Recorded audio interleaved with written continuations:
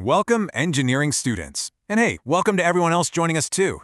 In this explainer, we are going to completely flip how you look at your upcoming internships and early career roles. We're drawing directly from the brilliant insights of Dr. Sameh Tawfik, who has a really fascinating core premise. To truly succeed, you've got to break out of that purely technical mindset. When you step into a company, you aren't just calculating loads or designing circuits in a vacuum anymore. You're stepping into a massive, integrated, and honestly, sometimes chaotic living organism.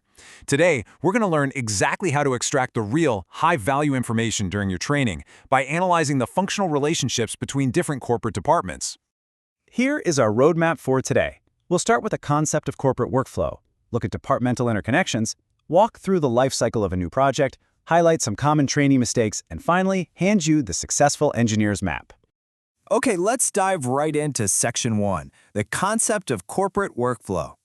So, what actually is workflow? Basically, it's the transfer of information and decisions between departments, linking technical and administrative processes together. In university, they kind of drill into us that the best technical solution is the ultimate goal. But in the corporate world, a perfect technical solution means absolutely nothing if the administrative processes can't support it. Information has to flow, decisions have to be passed down the line. If you're an engineering intern and you're only looking at the technical variables, you're missing 50% of the actual work being done. Moving on to Section 2, departmental interconnection and impact. Picture this. It's a classic engineering heartbreak. Why did the perfectly engineered machine get rejected? You've run the numbers, the specs are literally flawless, the efficiency is off the charts, and yet, management just says no. To a student, this feels like a total betrayal of science, right? But to a seasoned professional, well, it's just Tuesday. Let's unpack why this happens. Now, what's really interesting about this slide is the inherent tension.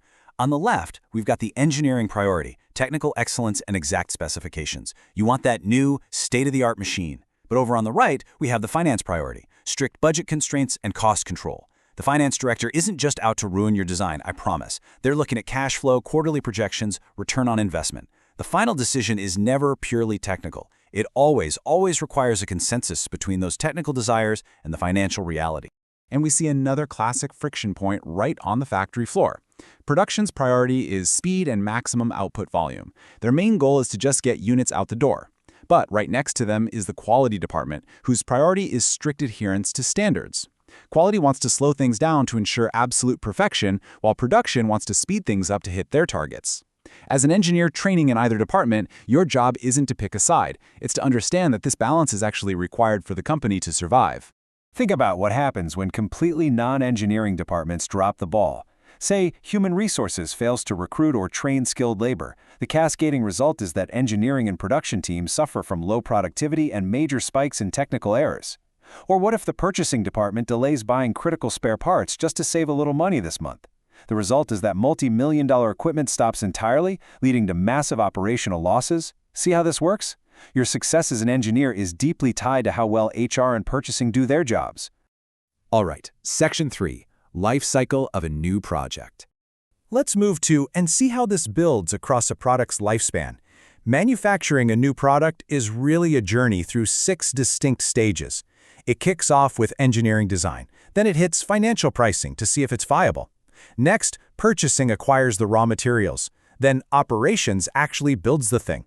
Quality control steps in to test it, and finally, marketing sells it. As a trainee, if you only focus on step 1, you literally only understand 1/6 of the business. You've got to see how your design choices in step 1 ripple all the way down to how marketing pitches the product in step 6. This brings us to Section 4, Common Trainee Mistakes. Dr. Tawfik points out 3 massive traps that interns fall into all the time. Trap number 1. Focusing exclusively on the technical side. You bury your head in AutoCAD or code and just completely ignore the business. Trap number 2. Ignoring non-engineering departments completely, thinking that finance, HR, and marketing have absolutely nothing to teach you. And trap number 3. Failing to ask questions about the wider process. If you spend your whole internship just doing the math problems assigned to you without ever asking why you're doing them, you are totally missing out on the true value of being inside the company. So, how do we fix this? Section 5, the successful engineer's map. Here are your actual, practical, day-to-day marching orders when you show up at your internship. First, track a product from start to finish. Actually walk the floor and follow the physical item. Second, trace the path of documents and decisions. When your boss signs a piece of paper, ask where it goes next. Third, understand who depends on whom. Map out those dependencies. If you delay your report by just one day, who down the line gets held up? Doing this shifts your perspective from being just a student to becoming a true systems thinker. Now, why does all this actually matter? Because by understanding the whole company, you develop a comprehensive industry vision. You vastly improve your leadership skills, mostly because you can actually speak the language of the finance and HR teams. And most importantly, you achieve true readiness for the job market. Companies don't just want a human calculator. They want an engineer who fundamentally understands how a business makes money. So, the crucial point is captured beautifully right here by Dr. Tawfik. The successful engineer understands relationships before details. True training is understanding how the entire institution works. Details are important for sure, but relationships, how the gears of the different departments interlock, that is what actually drives the machine forward. It's like a giant puzzle, and you have to see the company as one integrated, living system. As we wrap up this explainer, I want to leave you with the challenge to think about before you walk into your next day of training. Look at your own environment. Who relies on your department and whose work does your department depend on? Find those answers tomorrow morning and watch how quickly your understanding of your career completely transforms. Thanks so much for joining me today, and keep exploring those connections around you.